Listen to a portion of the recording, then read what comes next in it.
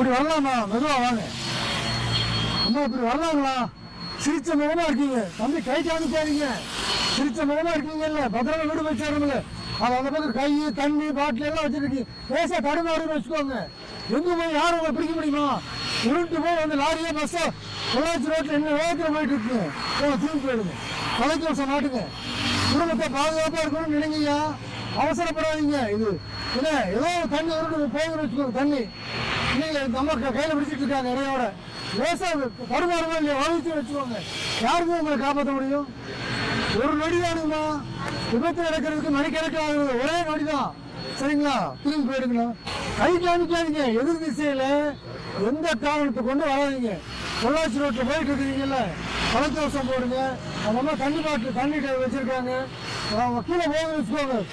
நடுவுமே நடுவானா தண்ணி கேளு. நடுவு போகிறப்போ கடுமையான போய் விழுந்ததுன்னா எதிர் திசையில் வந்து சிரமம்னு தெரியுது இல்லையா? உங்களுக்கே தெரியுது. அப்போ தவறு பண்ணலாமா?